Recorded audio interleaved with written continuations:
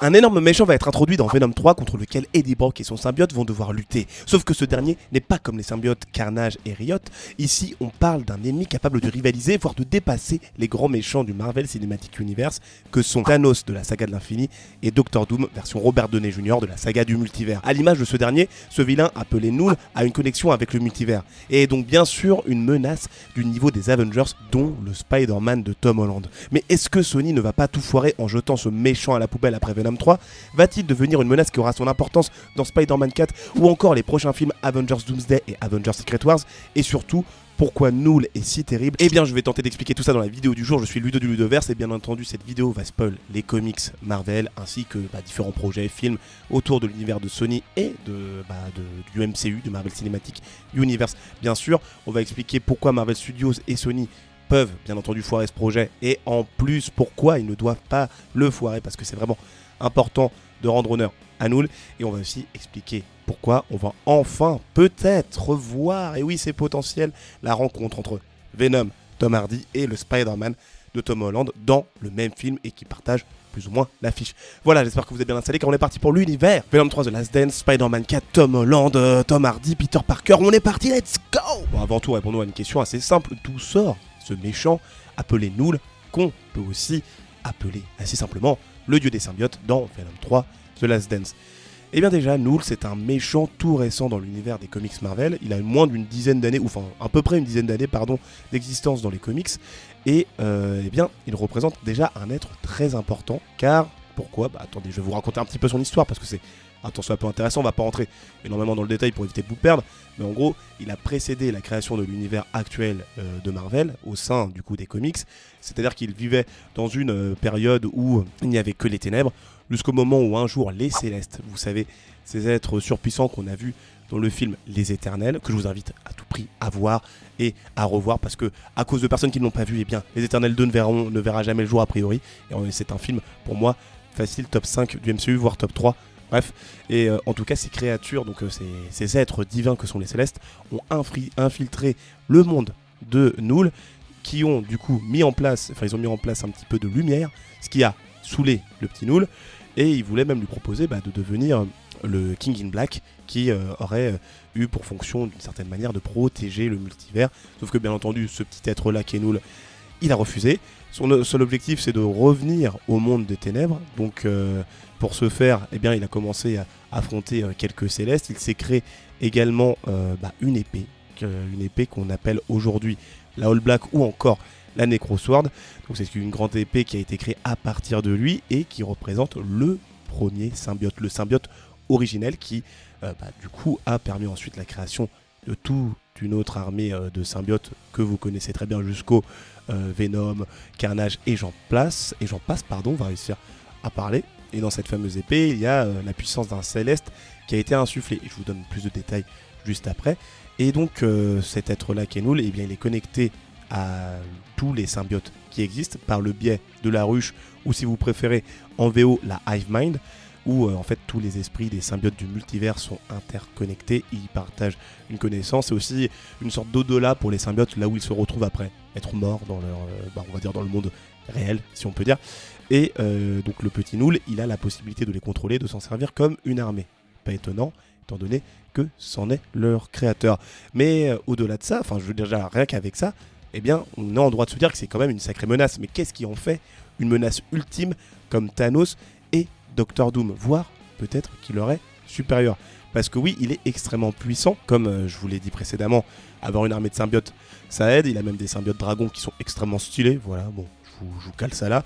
Et vous voyez, je vous parlais des Célestes tout à l'heure, j'ai dit qu'il les avait affrontés, mais au-delà de ça, eh bien, d'ailleurs vous devez voir un petit peu le Céleste, vous savez le Céleste Nowhere qu'on voyait dans Les Gardiens de la Galaxie, la planète tête, c'est une sorte d'énorme tête, ça a été confirmé que c'était un Céleste, eh bien, la personne qui a découpé la tête du Céleste, qui je le rappelle a une puissance énorme, ça leur permet de créer des univers, des galaxies, des planètes, etc. On l'a vu dans le film Les Éternels. Eh bien, le petit Null, c'est lui grâce à sa Necrosword qui a découpé la tête du Céleste pour ensuite lui prendre son énergie et améliorer son épée. Donc autant dire que le mec a une puissance de malade. Voilà, enfin juste maintenant vous avez un petit peu la base concernant la puissance du mec. C'était bien entendu donc une menace qui nécessite Eh bien, les Avengers pour l'arrêter, et pas que les Avengers, dans les comics, normalement il y a les Avengers, les 4 Fantastiques, les X-Men, Spider-Man, enfin il y a tout le monde qui rejoint cette équipe de défense de la Terre pour affronter Null ainsi que son armée de symbiotes. Même avec ça, normalement ils ne peuvent rien faire. Et Null arrive à tuer bien sûr Eddie Brock, ce qu'il pousse dans donc le run, si je ne dis pas n'importe quoi, King in Black, voilà, que je vous invite à lire. Mais au cours de ce run, eh bien, on a assisté à la naissance d'un Venom surboosté par de multiples pouvoirs, dont la Force Enigma, bon j'en avais parlé dans une vieille vidéo de la chaîne sur le Spider-Man le plus puissant, et en gros c'est une force cosmique qui surbooste son détenteur, et donc il avait eu ça, le petit Venom. En plus de ça, bon vous savez on est dans les comics, tous les pouvoirs se mélangent, mais là c'est quand même assez stylé. Il s'est servi aussi du marteau de Thor pour se créer une arme exceptionnelle en plus du surf du Silver Surfer, donc le surfeur d'argent, qu'il avait d'ailleurs, il avait changé le surf en épée, il a fusionné tout ça pour se créer une hache surpuissante, boostée à la puissance Enigma, et il a défoncé le petit Null en l'exterminant, désintégrant, même si, bon, vous allez voir, c'est un peu plus compliqué que ça, pour le petit Null. Donc, juste pour vous dire, pour pouvoir arrêter un ennemi aussi puissant que Null, il a fallu qu'un des personnages de Marvel, qui est Venom, qui est déjà très fort, devienne un dieu. Donc vous voyez un peu comme quoi il ne faut pas trop s'éloigner de ce matériel d'origine. Bien sûr, faire un boost de pouvoir comme ça, ça passera un petit peu moins au cinéma. Mais voilà, vous voyez bien que le gars est quand même ultra chaud. Et même sans ça, il est assez facile de se dire que en 1v1, face à un Thanos ou un Doctor Doom, dans leur version normale, on va dire, s'il n'est pas boosté par les pierres, ou si Doctor Doom, il n'a pas cette capacité du Beyonder. Bon, je ne vais pas rentrer dans les détails, mais à un moment, il est ultra puissant. Normalement, en 1v1, il les défonce tous les deux, et assez facilement, ils ne peuvent rien faire, donc c'est quasi sûr. Et vous voyez vraiment en quoi Null représente, je pense, désormais, un ennemi surpuissant. Il a même créé indirectement un ennemi qui est considéré comme l'un des plus puissants dans les comics, qui est Dieu, pas Dieu, je me mélange, Gore, le boucher des dieux, qu'on avait pu voir dans Thor 4, interprété par Christian Bale, pas la version un peu facilement battue, on va dire, dans ce film-là, mais dans les comics, il a vraiment une aura bien différente, qui arrive à massacrer Thor dans le passé, dans le présent, dans le futur. Enfin, je vous passe les détails, mais vraiment, il y a un délire très stylé qui a été d'ailleurs foiré, donc, comme je le disais, dans Thor 4. Donc, on espère vraiment que Marvel Studios et Sony ne reproduisent pas cette erreur, parce que vraiment, il faut à tout prix qu'ils ne fassent pas ça. Et pourquoi ? Parce que je vais vous l'expliquer tout de suite, mais avant, like, partage la vidéo et abonne-toi. Moi, ça permet de donner de la visibilité à la chaîne et ça permet de continuer à produire des vidéos toujours aussi plus qualitatives, mais pas comme la manière dont je parle, parce que je mélange mes mots. Mais tu as compris un petit peu l'idée. Et si tu veux m'aider aussi autrement, il y a des liens d'affiliation dans la description que je t'invite à checker, dans lesquels tu retrouveras des produits autour de l'univers Marvel. Et si tu les achètes en passant par ces liens, donc normalement ça redirige vers le site de la Fnac, eh bien tu m'aides à continuer à créer des vidéos et être toujours sur YouTube, bien sûr. Donc voilà, si tu veux m'aider, n'hésite pas à passer par ces liens. Et bien sûr, si tu veux écouter juste ma voix, tu as le podcast disponible, donc le Ludoverse Podcast, sur Apple et Spotify Podcast. Voilà, fin de la petite phase de pub, on est reparti. Donc pourquoi il ne faut pas que Marvel et Sony se foirent avec Null? C'est bien déjà parce que, comme je l'ai dit, c'est un ennemi très marquant dans les comics. C'est lui qui a amélioré la vision qu'on pouvait avoir de Venom et d'Eddie Brock en tant que héros, là pour le coup. Il a carrément changé le statut du personnage en le faisant passer pour un des persos les plus puissants de l'univers de Marvel pendant un moment. Et avec ses différentes apparitions, hormis lors de sa confrontation avec Venom, ça a toujours été marquant. Ne serait-ce que dans Black Silver Surfer, je me rappelle plus exactement du nom, j'avais le comics mais je l'ai laissé dans mon vaisseau spatial, malheureusement, que je voudrais pu vous montrer. Et dans ce comics là, bien sûr, l'apparition de Null est quand même assez marquante. Donc c'est la base même en plus d'un méchant qui est juste mauvais, il est juste là pour amener des ténèbres encore et encore, et nous c'est ce qu'on veut voir, dans ce genre de projet aussi. Un méchant, simplement méchant, on est en mode waouh, ok, let's go, on n'a pas envie d'un Tolkien no Jutsu à la Naruto, montrez-nous que c'est un gars exceptionnel, et je pense qu'ils peuvent le faire. Après ça fait peur quand même, parce que la première fois où il est introduit au cinéma, c'est dans le film Venom 3 The Last Dance. Et pourquoi ça fait peur ? Parce que, il réinvente évidemment le personnage, parce qu'il ne semble pas qu'il y ait de lien direct avec les Célestes, ce qu'on peut comprendre aussi, mais c'est surtout quand même très dommageable. Ça se passe pas dans l'univers principal du Marvel Cinematic Universe, je parle de l'univers 616 où nous avons les Avengers, mais ça se passe dans le Sony Spider-Man Universe où il n'y a pas encore de Spider-Man d'introduits, et avec les films que compose cette franchise, que sont Venom, Venom 2, Lethal Carnage, Morbius, Kraven le chasseur, Madame Web. Vous voyez bien que les projets en globalité sont pas fous du tout. Enfin, pour l'instant, après Kraven n'est pas encore sorti, mais globalement, c'est pas exceptionnel. Mais bon, il crée quand même une intrigue qui a l'air plus ou moins... Enfin, elle peut être digne d'intérêt, pour le coup. Le délire où il doit chercher à tout prix à s'accaparer de Venom laisse penser que c'est lui qui représente potentiellement le symbiote qui a créé, qui est la base de sa Necrosword et qui lui permet en fait d'avoir énormément de pouvoir. Pas sûr totalement, on verra dans quel délire ils vont aller, mais le fait que les Clintar, que sont du coup l'autre nom du peuple des symbiotes, ont cherché à fuir ce gars-là parce qu'il est beaucoup trop menaçant pour eux, là aussi je trouve que ça rajoute une petite dimension assez intéressante. Donc il faut vraiment que ce soit bien amené, que ce soit bien fait, parce que bon, comme je le disais, ils ont foiré Gore avec son épée d'ailleurs, parce que normalement il y a bien la Necrosword dans le film Thor 4, donc fameuse épée donc, de Null encore une fois, épée surpuissante. Et dans le film, ils l'ont présenté comme appartenant à un personnage qui s'appelle le Dark Shadow Lord, qui se fait tuer dans Thor 4.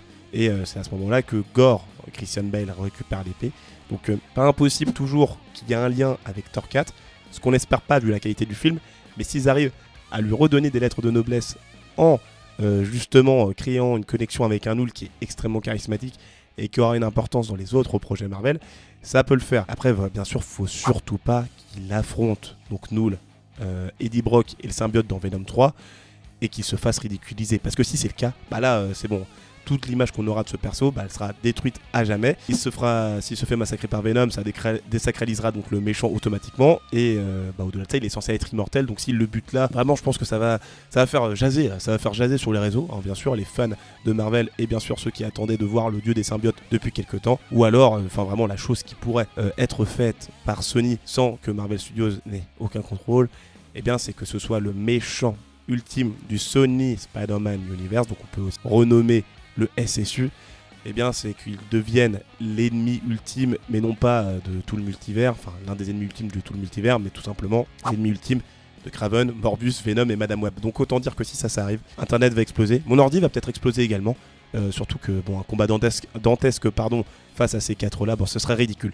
Voilà, mais heureusement, alors d'après certains scoopers, je vais encore en parler, Sony ne veut pas du tout faire ça, parce qu'ils veulent déjà non pas laisser Null que dans Venom 3 et le tuer dans ce film-là, mais le ramener potentiellement dans Spider-Man 4. Parce que oui, il semblerait que Null réapparaisse dans d'autres projets Marvel et qu'il devienne le grand méchant de Spider-Man 4, ce qui pourrait, a priori, tout changer.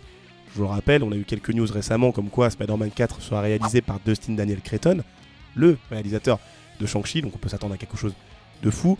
Mais au-delà de ça, on n'avait pas forcément toutes les informations, il n'y a encore eu aucune information officielle concernant Spider-Man 4. Il y a quelques infos de la part de Scooper qui ont quand même beaucoup d'infos et beaucoup de poids dans l'univers du cinéma et d'Hollywood, et donc ils ont pas mal d'infos. Mais il y avait un gros débat autour du film, s'il devait être un film centré sur le multivers, donc ça c'était Sony qui voulait à tout prix faire ça, et de l'autre, si c'était un film street level qui se passait dans une ville, etc., pas avec des menaces multiverselles et tout, et ça c'est Marvel Studios et notamment Kevin Feige qui voudrait ça. Sauf que un autre scooper encore, j'en ai beaucoup parlé cette semaine des différents scoopers, mais là cette fois-ci c'est Alex Perez ou Alex from CC, si je ne dis pas n'importe quoi, sur Twitter, qui travaille également pour Comics Circus, qui balance pas mal d'infos assez croustillantes. Je vous invite à checker ça d'ailleurs également. Mais il a dit que normalement, donc évidemment, ce ne serait pas la seule apparition de Null dans Venom 3. Et au-delà de ça, c'est que de base, il nous a présenté le projet autour de Spider-Man 4, comme quoi ça devait très bien être un film street level, et qu'on aurait dû suivre Spider-Man plus Daredevil affronter le Caïd, interprété par Vincent D'Onofrio. Ça aurait été une suite directe aux événements de Daredevil Born Again, qui est la série qui est une suite à la série Daredevil de Netflix, je sais bien, vous vous en rappelez, et dans laquelle on aurait retrouvé le Daredevil de Charlie Cox ainsi que le Caïd, qu'on peut aussi appeler le Kingpin. Et il y aurait eu aussi différents méchants, dont le Scorpion, qui avait été introduit déjà dans Spider-Man Homecoming, Spider-Man Homecoming, dans le premier film Spider-Man avec Tom Holland. Il y a eu d'autres méchants, mais aussi des méchants intéressants comme le Prowler, qu'on connaît pour Spider-Man Into the Spider-Verse, film d'animation, et qui est interprété également par Childish Gambino dans les deux univers que sont celui de Sony et celui de Marvel Studios. A priori, par rapport à ce qu'il a dit, ils veulent toujours raconter cette histoire, mais ce ne sera pas pour maintenant. Bon, c'est un peu malheureux parce que les gens demandent à fond qu'il y ait ça, justement, un film centré comme à la belle époque sur un Spider-Man qui agit en ville avec des ennemis à son niveau. Enfin voilà, mais pour le coup, ce n'est toujours pas ça, malheureusement, parce qu'ils souhaitent donc bien évidemment se plonger dans le multivers, et ça se comprend également parce que Spider-Man No Way Home a pété tous les scores. Et s'il continue à plonger là-dedans en ramenant des acteurs comme Andrew Garfield ou Tobey Maguire, ça va le faire, surtout si il ramène enfin le Venom de Tom Hardy avec le Spider-Man de Tom Holland. Bon, Spider-Man de Tom Holland, rien d'étonnant, mais le fait qu'il agisse avec Venom pour ensuite, donc c'est toujours Alex Perez qui le dit, affronter Null, parce que ce Null voudra plonger le multivers dans les ténèbres suite à une énorme découverte qu'il va faire normalement dans Venom 3, de ce que j'ai compris.